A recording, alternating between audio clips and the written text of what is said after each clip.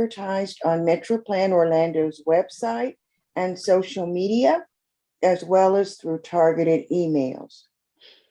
We are meeting in a virtual workshop format today because our agenda does not have any advertised on MetroPlan Orlando's website. And let me start again. We are meeting in a virtual workshop format today because our agenda does not have any action items that require an in-person quorum.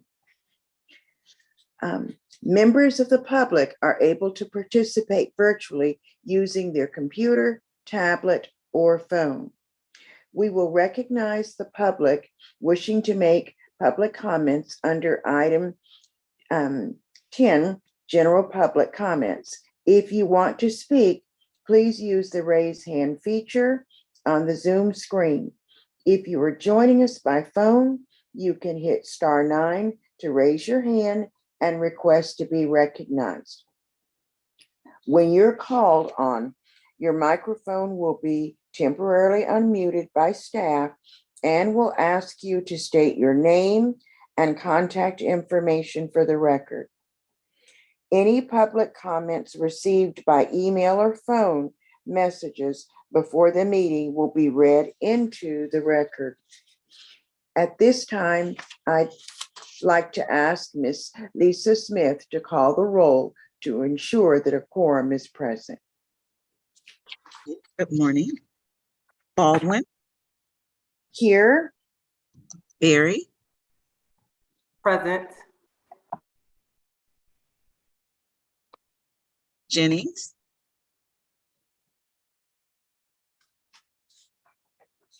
Melia. Here. Olson. Present. Zubritsky. Present.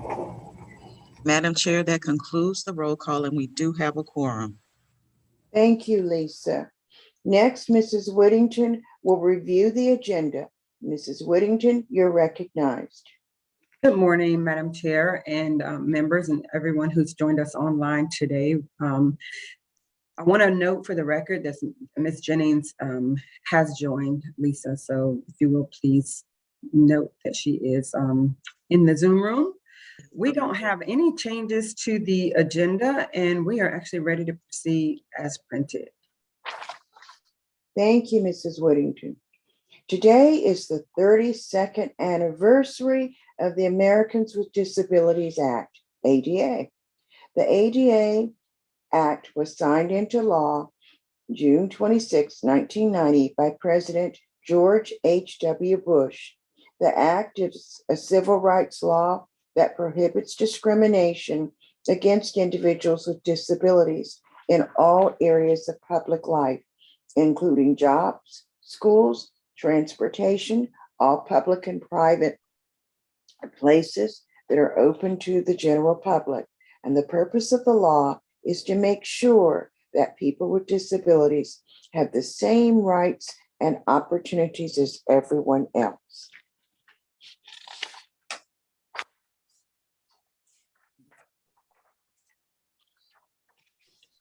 So at this time, Lisa, I think we have a video that we're going to play.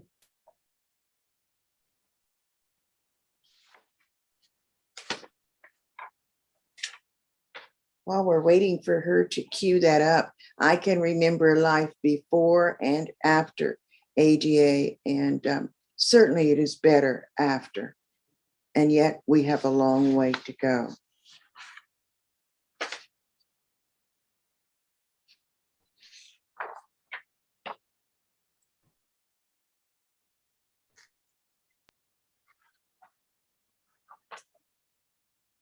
And for our nation, the ADA is more than a law as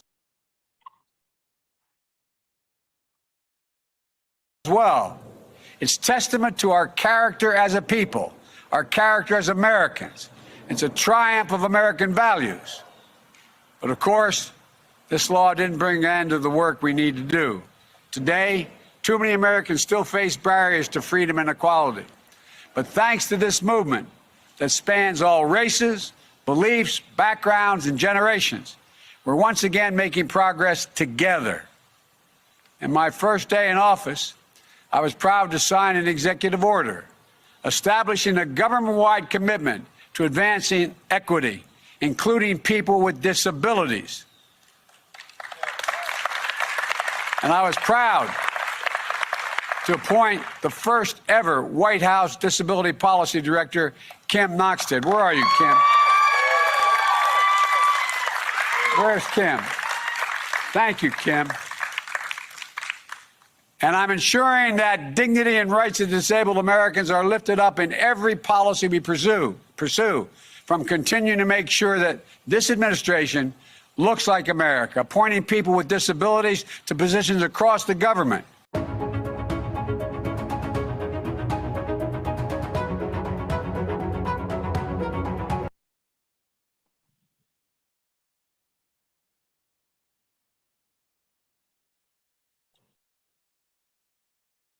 Marilyn, that's the end of the video. Thank you. There are celebrations and recognition of this very important law that are happening all over the country today. This afternoon, U.S. DOT Secretary Pete Buttigieg will host a virtual event that will include a presentation on the department's recently issued air passengers with disabilities Bill of Rights, as well as other exciting developments on transportation for people with disabilities. You can still register to participate. The link is on the screen, and if staff will please drop it in the chat for those members of the public who may wish to join. All right, and our first presentation will be a CTC update by Mr. Norm Hinckley. And Marilyn, just as Norm is coming, I want to also thank our communications team. They will be supporting the Americans with Disabilities Act, this celebration throughout the day, sending out different tweets and raising awareness. So thank you for having us to show this video and to make sure that this very important topic stays before us and the public. Thank you, staff. Excellent job. Wonderful. Well, I'll take that as the handoff to me here. Hi, I'm Norm Hickling, Director of Mobility Services. And as you can see, you got Selita Stubbs with us, our manager of Mobility Services, and Ben Gonzalez, our supervisor for paratransit operations. So got the whole team here for you guys today, and hopefully we can answer any questions that you might have. So next chart, please. We'll just real quickly go through a brief overview of kind of where we're at. We'll give you an idea of what the Access Links demand has been looking like for the last few months, the customer service activity and the calls and the number of calls coming in, the answer rate, etc.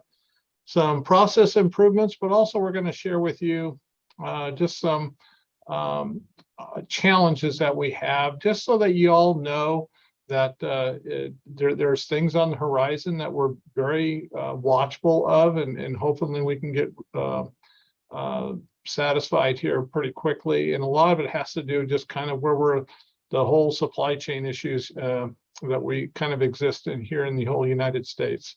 And then obviously some time for questions and answers, hopefully. So with that, next chart, please.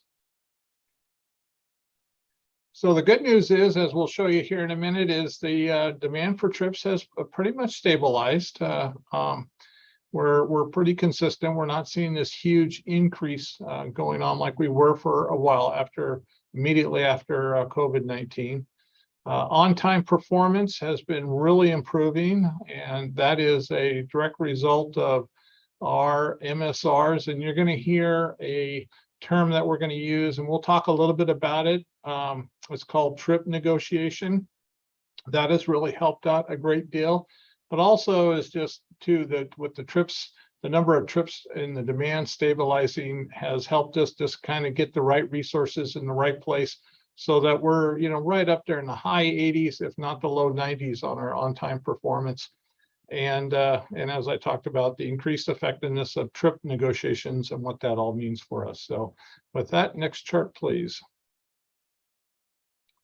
So our trip demand, we're showing a chart for just a comparison between the our year that we're in right now, calendar year of 2022, and compared to 2021. And for June, we were up to 44,137 trips, and that was just a hair less than the 44,779 that we did in May, and then the 47,748. So we're pretty consistent right in that 44,000 range, even though we're about 15,000 trips, 14,500 trips ahead of where we were to date last year.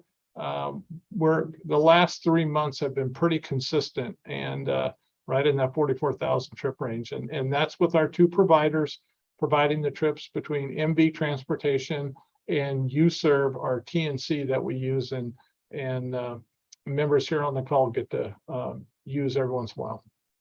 Next chart, please.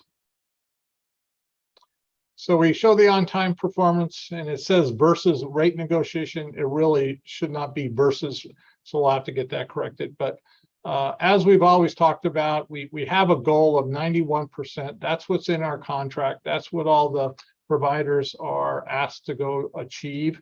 And that's even in our TDSP that we just revised here shortly, is that 91% on-time performance. And in January of this year, we were at 87%. We've been able to increase that up to 89%. It only sounds like a couple percentage points, but it takes a lot of work when you consider you're doing 2,000, 2,100 trips per day. You have a lot of opportunities to excel, but you also have a lot of opportunities to falter a little bit. So the team's been doing pretty good. We're on the right trend.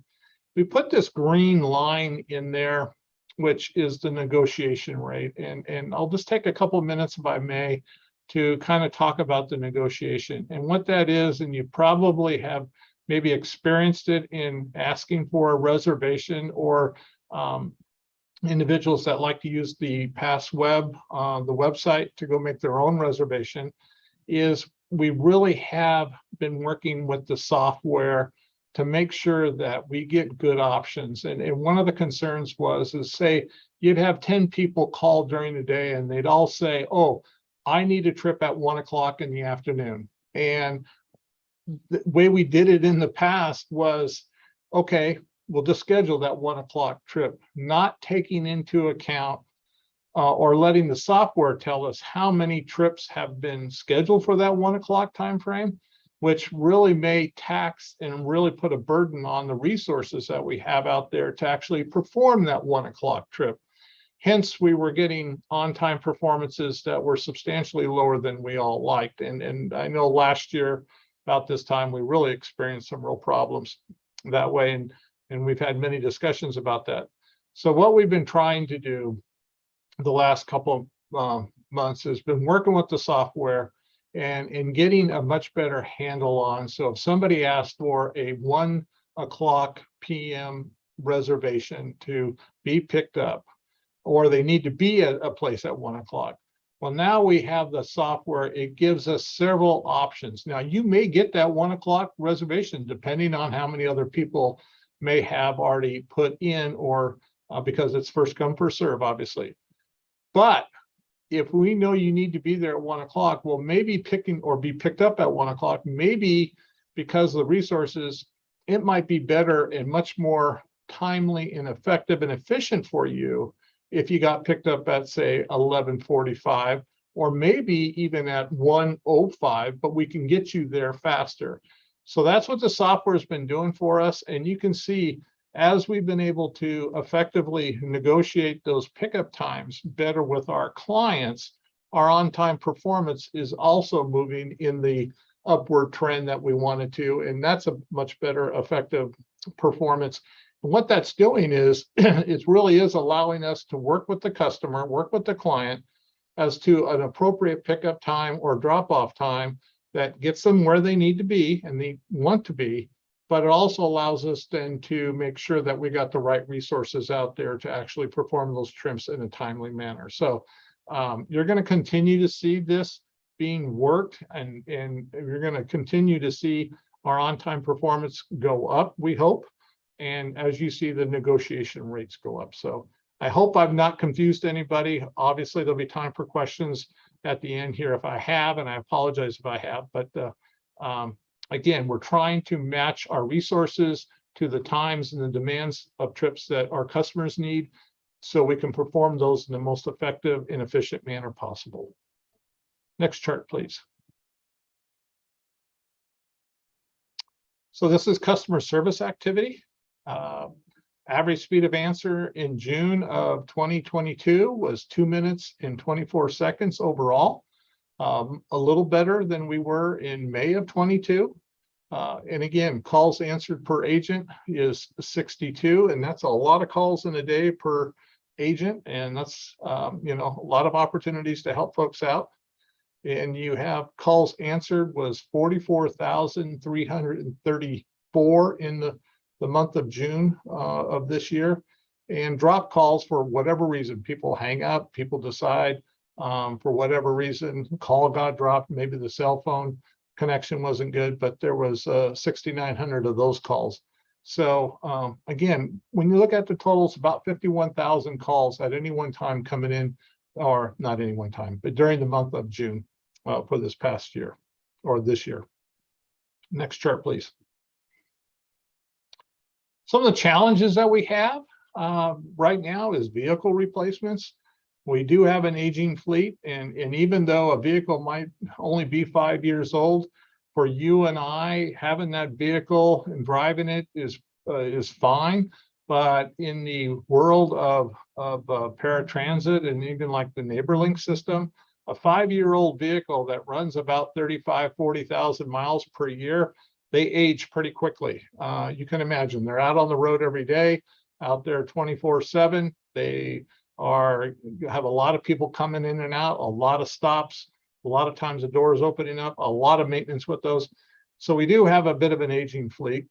Now, one of our challenges here at Lynx has been that we've been wanting to add about 15 vehicles this year, and we also wanted to replace approximately 10 vehicles, but we could not order off the state contract because of all the supply chain issues, that those contracts were being renegotiated. And since those contracts haven't been completed in their negotiation with the state of Florida, we've not been able to go order any new vehicles yet. So we're going to have a lot of vehicles that we're going to be, hopefully next fiscal year, be buying, so we can get those into the system, plus increase the number of vehicles that we actually have on site, which is something that we've been talking about for some time and really been wanting to do. And, you know, but the other thing is the supply chain issue is most know that if you go out and try to buy a brand new car today, it's likely that it may not have all the features on that car that you want because they can't get the computer chips or they can't get spare parts. Well, we're running into that same problem too. So we have a vehicle that is, say, crashed into by another operator out there, or not operator, but another motorist out there on the road. Or if we have an engine failure, we may not be able to get the parts, or we have to wait months and months and months for those parts. And so we have several vehicles that are at the dealers right now that are trying to do warranty work. And one, they just can't get the parts. They can't get the equipment to go fix them, or they can't get the manpower, quite frankly, to go. So we're running into a manpower issue that's outside of our control, but it's at the dealers themselves. So it's a bit of a challenge, and we're watching it very closely. We're working with our trip suppliers, MB Transportation, very carefully to make sure, and also working with the state of Florida on a continuous basis, so that we know that as soon as we can start ordering vehicles that we have authorized, we can go do so. The ongoing operator recruitment, I'm very happy to say, has been a real success ever since we upgraded their wage scales and helped MB Transportation out. They've been doing a really good job of maintaining a good operator base, so you don't have any shortages that way. In fact, as we have brought in the MV Transportation, they are actually using Lynx facilities for their training needs currently, which is another big plus and a very cleaner and much more nicer environment. So that's doing pretty well. So again, thank you to all of you for your support in the past on increasing, excuse me, increasing the wages for those operators when they started off. Next chart, please. I'm sorry.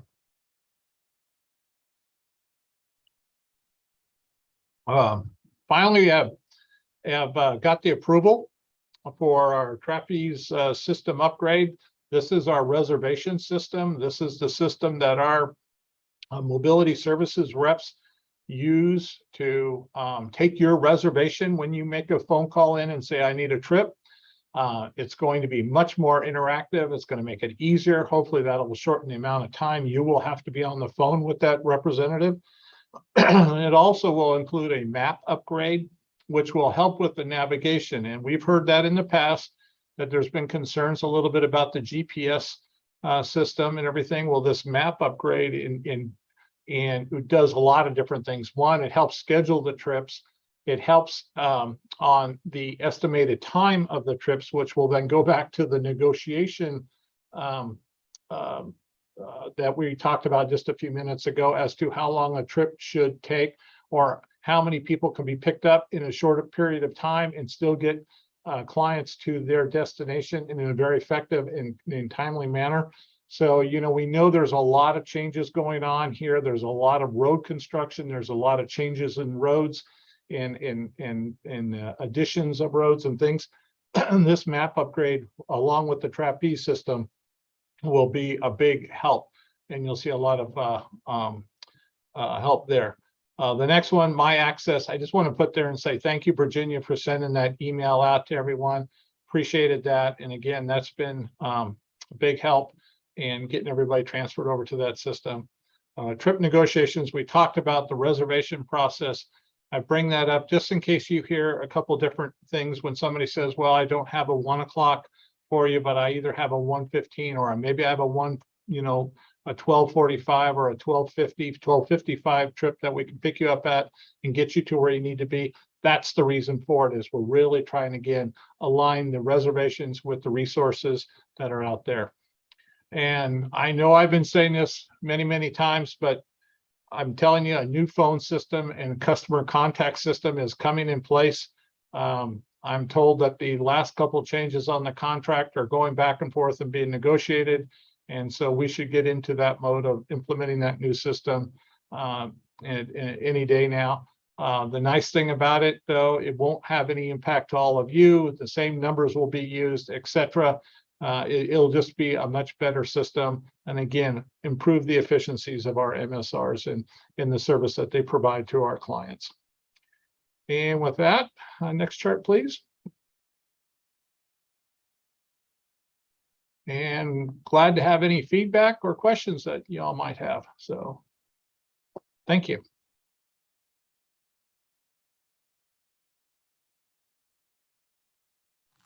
Are there any comments or feedback or questions for Mr. Hinckley?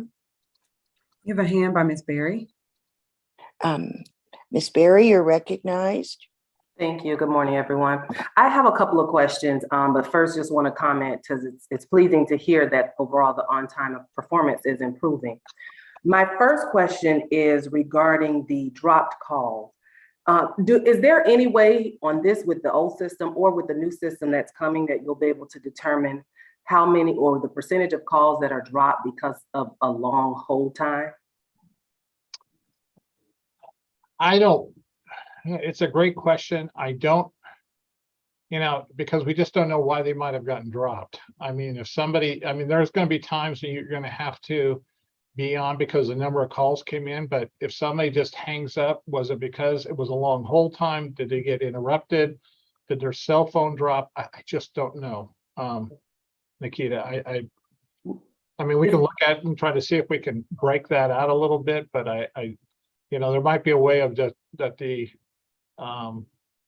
being able to look and see if it was lost connection and or that the client hung up. We'll have to look at that. Okay. It's a fair 'Cause question. I don't know, like if there's an option, say for example, the agency chooses 60 seconds and there's some type of alert or something, if a caller has been on hold for longer than that or something like that, but I'm not sure. Well, even like our current system, we can tell how long, the longest hold time has been on. And obviously we try to get to them. That's one of the things that we're really trying to always improve on is a lot of the calls that come in are having to do with where's my ride, what we call the ETA calls, the estimated time of arrival. And we're trying to figure out ways to go get that and communicate it, whether it be through My Access is a really great way that you can track your trip. If it's on the MB transportation system. So, we're hoping to at some point get into a situation where somebody can even say, yeah, I'll press 2 so I can, automatically leave my name and number, and hopefully we could call somebody back if it's not critical, those kind of things. So the new system is going to give us a lot of options that we probably don't have right now. And so we just want to get into it before we make a lot of promises. And we're even looking at, we've talked about in the past, text messaging. A lot of companies out there do that kind of work, that they'll either do an email, text messaging, but we want to get the core system in place first before we start adding that, and then, get somebody used to it right now and then have to change it again. That would just be very disruptive. So we're trying to get the new phone system in place before we do anything additional to that.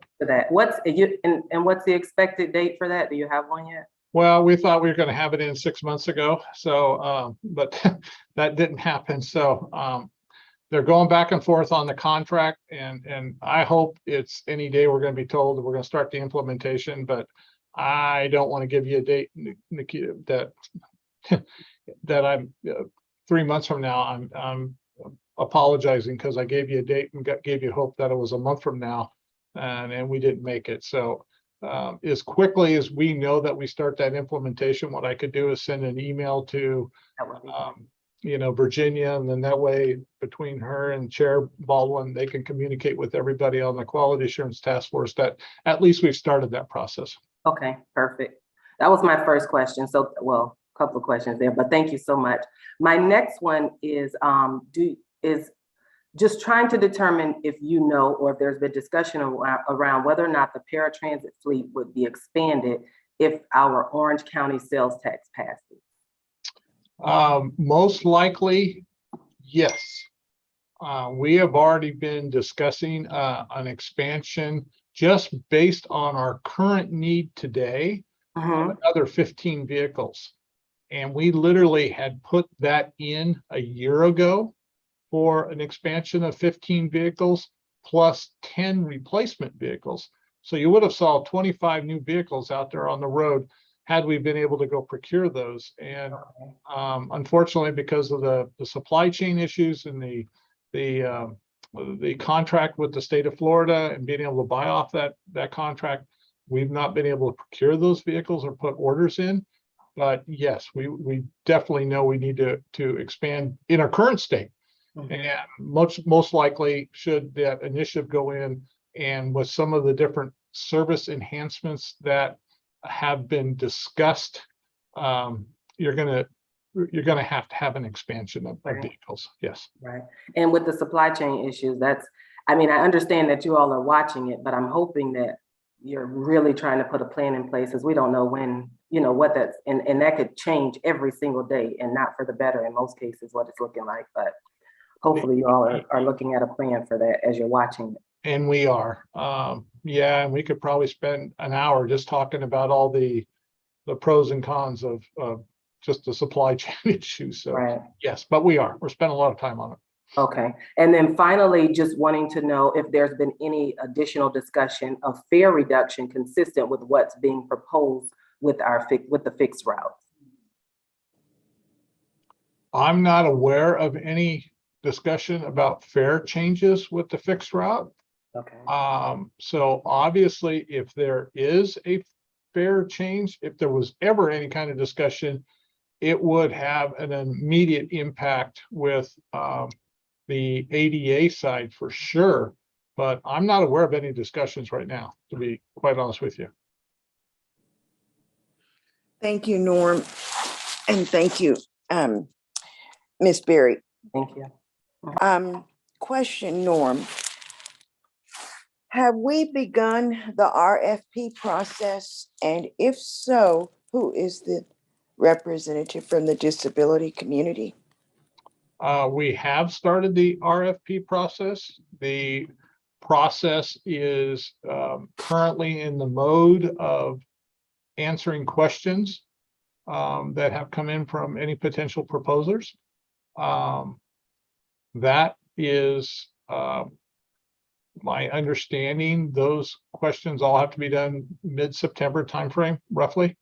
The selection committee has not been completely established yet, but I can tell you that the procurement folks have every intent in the world to reaching out to the community as you described it, and getting representatives to be there before the selection is made.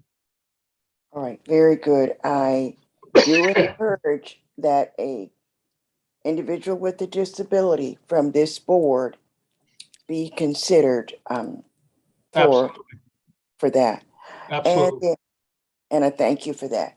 And then my other question is, can you tell us some of the, and if it's on your charts, please forgive me, some of the concerns about our current TD program, ADA program that you're hearing? Is it still the same? Trips are late, or, you know, I've stayed on the phone too long, or are we in a different situation? No, it's the same, you know, you know, how come my trip was late? My trip took too long to arrive. Some of it is a bit misunderstanding. I know I even worked with the Commissioner Siplin's office the other day in working on a constituent concern of hers, that there was a bit of a misunderstanding that if you have a 12 o'clock pickup time, for example, then there's a, you know, it goes from 12 o'clock to 12:30 p.m. There's a 30-minute window. And so there's still some of that education, and there are late trips. I mean, unfortunately, there are late trips, and we're still trying to work through that. That's part of the negotiation process on the trip reservation, to make sure we're matching up the demand with our resources, and then we're not overcommitting at a particular time during the day.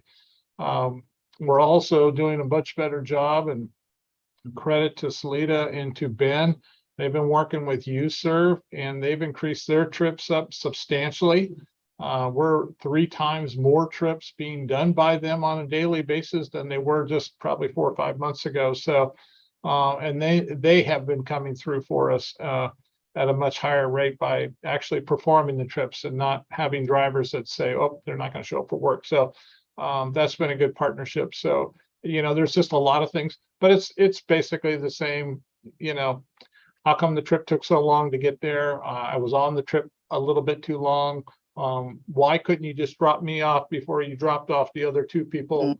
That type. So, and then of course the constant phone battle, and we're really hoping that with the new system that'll improve substantially too.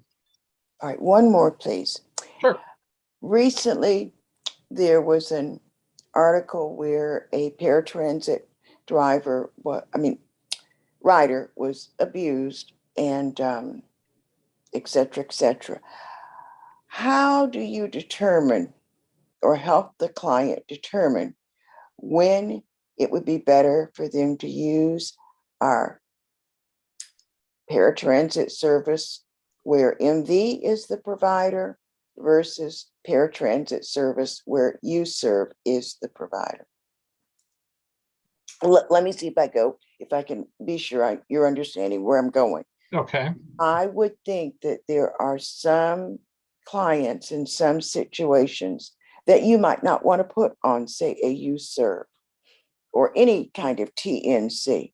You would rather have them with your main paratransit provider because of the type of disability that they have. Is this something that is taken into consideration? Well, it is, and it really comes down to when we talk about ambulatory and/or a person who needs a mobility device. Obviously, if you are in a wheelchair or you need a scooter, or even for the comfort of the client that they say travel with a walker or a cane, and they feel more comfortable about being in a larger vehicle, or they need the ramp, then that is a consideration. Now, somebody that is ambulatory, it does give that flexibility to put them on to like the U-Serve vehicles and/or the Silver Ride vehicles, which are a subcontractor to the MB transportation system. So that consideration does go into an effect. Now, we don't promise necessarily that you're going to get a U-Serve or you're always going to get a Silver Ride, because we are public transit. And so, while we try to use our resources to the best manner possible and for the good of not only for the service, but for the good of the client, it works out that way. But, if somebody's in a mobility device, then there are some, I will say, some limitations as to the vehicle that we have to use, whether it be the minivan or the turtle top.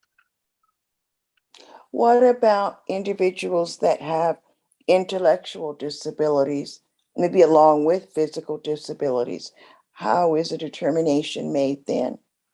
If they have in that case, then maybe it's a thing of that they cannot be left alone. Right. And so that would be more, we would schedule those trips more for, just because of the contract issues, more with like MB transportation. And again, or we'd require that they have a personal care assistant right along with them. So, but you made a comment about somebody got abused. I'm not sure. I think it was in Jackson. I think it was in Jacksonville. I'm Oh, sure. okay. Okay. You had me scared there for a minute about. No, not Bizarre ours. service. Not Okay. ours. This was Okay. in Jacksonville. No, Okay. no.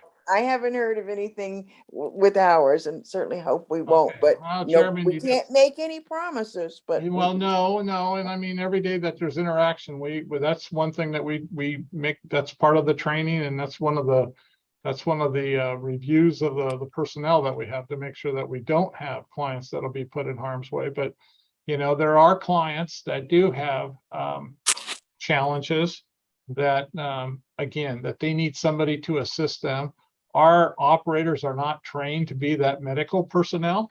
While they can help them on the vehicle and help them off, they are not trained to be that, that care assistant that somebody may need. Obviously, we want them to be focusing on driving the vehicle and providing that safe trip.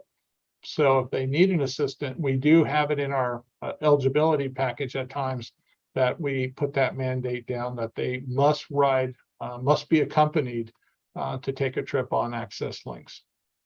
Okay, very good. Any other questions or comments or feedback from Mr. Norm? Chair, I don't see any other hands, but if I may, a couple of follow-ups. Norm, with Ms. Berry's question having to do with the phone system and the whole time, do you know if the new phone system has the ability to offer a callback? Like, that's some of the things that we're experiencing now. You call some places and you're holding longer than maybe a minute, and it'll say press 1 if you want to call back, and you won't lose your place in line. So do we know if the new Yes. phone system may offer that as an option? It does. Oh, good. Yeah. Okay, I think that will certainly go a long way. And then to Marilyn's point, I think I shared an article that I'd seen from the Jacksonville area where someone had been abused on a paratransit vehicle. Shared that with you and just called attention to this committee and the TDLCB's desire to make sure that our vehicles are secure, including cameras on board and those that are, on the vehicle that's monitoring accidents. But, it can only be helpful to both the riders and the drivers if there's some type of monitoring on the vehicles. And they've been calling for that for several years. So as we Yes. move forward, hoping that that will remain on the top of our list with regard to safety. Well, that's another thing is and that's a great point. And the last 19 vehicles that we ordered have a brand new camera system on there that's in constant motion, meaning that it's on all the time and it's observing every movement that's taken place. So, again, we were hoping to have another 25 or so of those types of vehicles coming through that process, but but it's a very sound point, and it not only protects the client, but it protects the operator too. And it really does make a big difference. Absolutely, thank you. Madam Chair, I don't see any additional hands unless. All right. board members Thank have- you very much, Mr. Hinkling. My pleasure. And this is the only presentation that we had today. Moving on to information items, I'd like to call attention to the item in tab 1. It's a resolution recently adopted by the Florida Council of the Blind, and this is for information purposes only. Sheila Young, if you're there, would you like to speak to your resolution? Madam Chair, she does have her hand raised, and if Lisa could promote her to make her comments. Good morning, everybody. Good morning. Thank you. I do have questions for Mr. Norm, but I will ask later when you have time for general public input. I am sorry, I meant to say that. It's okay. But It's go okay. ahead. Anyway, yes, we adopted a resolution because there are counties throughout the state of Florida that do offer rideshare programs such as Clearwater, Pinellas County, I believe Broward, I know Jacksonville. They have what they call mobility on demand. And this is a service that they are using vehicles such as Lyft and Uber. You serve, I'm not sure who else the other counties are using, but you can call same day and request a vehicle for a doctor's appointment. Say you have an emergency and you need to go to the pharmacy or something. You can request same day vehicle transportation. And I would encourage, because of this resolution, I would hope that MV and TDLC would look at the possibility of us researching this opportunity for our service, because I think it would assist a lot of people in same day trips that they just don't always know about. So, and I'll be happy to share that resolution with Mr. Hickling and anybody else. If I know Virginia got it and I know Maryland got it, so I don't It's in know. the It's in the I- package. Okay. staff, and they all have it. Okay. Thank you so much, Marilyn. Mhm. Okay, and we will talk about this further, Sheila, and more than likely ask staff to research this and, work with links. And I'm sure your request that the Commission for the Transportation Disadvantage look at, this possibility as well, and we'll get back to you. And certainly anything that, may provide some access for our riders is worth researching and considering.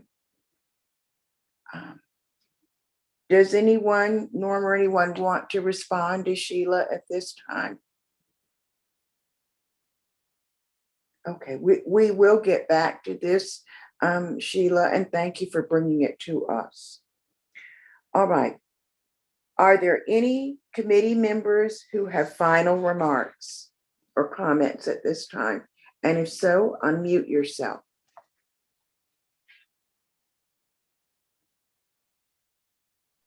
I don't see any hands or anyone unmuting at this time. All right. It's now time for public comments on today's agenda. If any member of the public wishes to make comments, please use the raise hand function and you will be recognized, or dial *9 on your keypad. We'll unmute your mic. After you're recognized, please state your name and address for the record and limit your comments to 2 minutes. And are there any comments at this time? Yes, Madam Chair, we have 2 hands. First is Ms. Joanne Canellis. If Lisa or Kathy, if you'll please unmute her.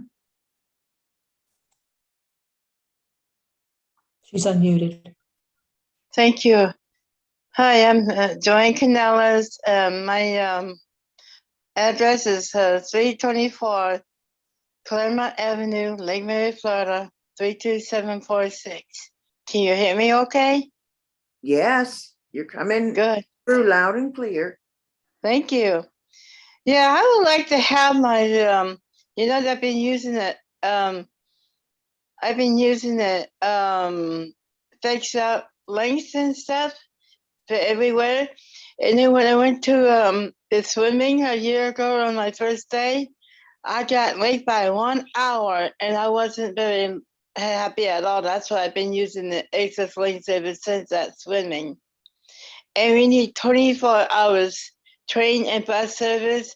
And we need this fixed route bus everywhere to get every 15 minutes so that I don't have to worry about having to pay $7 just to go to my swimming like that.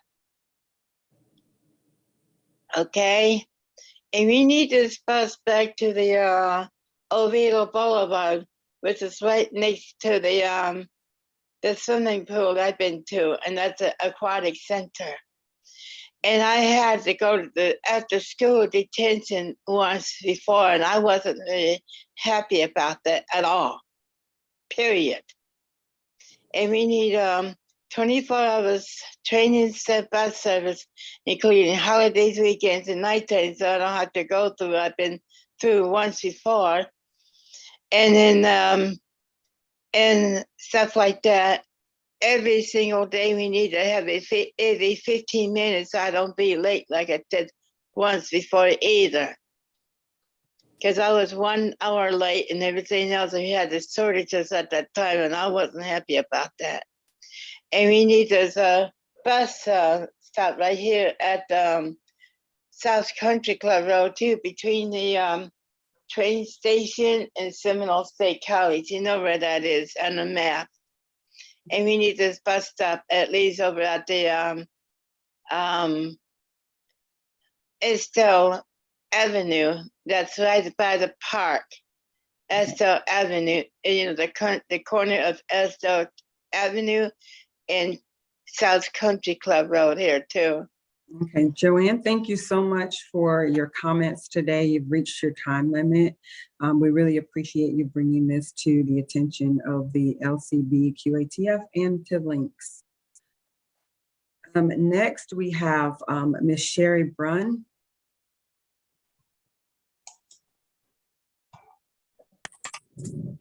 Hi, everyone. I appreciate being at this meeting. And many times I get up here and I have a criticism or a concern, but this time I want to thank Norm and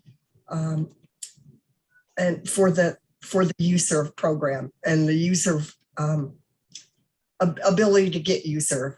I use it all the time, anytime I go anywhere, and I'm very happy to be on the list. And I would say 90% of the time I end up getting a USERV ride. The drivers are terrific people. Most of them are very nice, very helpful, very hospitable, very well trained. They know, how to, how to help you walk if you need sighted guide. They are very, very helpful. And they ask if they can assist you. They don't just haul off and do it. It's a very good service, and I'm glad that Access Links has made it a part of it. of their service. And to further echo Sheila Young's statement, I would love to see some kind of same-day service where you could access UServe by just going through a different number and calling them and arranging a ride. I know in Jacksonville it's done. The fee for the ride is a little bit more. There's a different fee structure. I don't know that much about it, but I hope that Access Links will look into it. Thank you for your time. Thank you, Sherry. And one last hand, Madam Chair, and that is Sheila Young. Your hand is still raised. I'm not sure if that's from your previous comments or if you have additional comments. No, thank you, Virginia. I have a couple of comments. Sherry took the words right out of my mouth. That was the first thing I was going to say was thank you so much for using UServe as a contractor. They are doing an amazing job. The drivers are so kind and always, always on time. I am just absolutely thrilled with how good the service is. In pertaining to dropped calls, I was making a reservation yesterday. I was on hold for 20 minutes. Got to call number one. The girl answered the call. I started to give her my birthday and we got disconnected. I had to call back and sit on hold again for 15 minutes. So the people that are only on hold for 2 minutes have been very fortunate. And I have had a couple of my members ask me how to use my accesslinks.golinks.com. I'm not finding it very easy to use. I can use it very easily to find my driver or expected time of arrival, but not always to make reservations. Thank you so much for taking my comments. Thank you, Sheila. Thank you, Sheila. Madam Chair, that concludes the hands for public comments. Okay, Miss Virginia, were there any written or phone comments submitted before the meeting? We did not receive any. All right, thank you. Now under future meetings, the Transportation Disadvantaged Local Coordinating Board meeting will be held in person on August 11th, 2022 at Metroplan Orlando. And the next Quality Assurance Task Force meeting is scheduled for October 25th, 2022. Staff will let us know whether that will be in person or virtual. Madam Chair, before you adjourn, I just posted the link to the Eventbrite registration for U.S. DOT Secretary Buttigieg's program this afternoon. So if anyone wants to copy that link out of the chat, it is available. And I really want to encourage everyone to attend the program this afternoon. It is a celebration. It is an anniversary. And to each of you, I say happy 32nd anniversary of our Americans with Disabilities Act. It's really our Independence Day, because without this law, many of us would be left sitting on the side, just waiting, and there would be nothing to protect us from public access employment, and we wouldn't enjoy the transportation services that we currently have. Okay, at this time, if there's no further business, we stand adjourned. I thank our wonderful staff that helps to provide these meetings to you, and we look forward to hearing from you. Thank you for members of the public that participate. You're always welcome, and we look forward to hearing from you. And have a good day, everyone. Thank you. Take care, all. Have a great rest of your day. Thank Bye. you.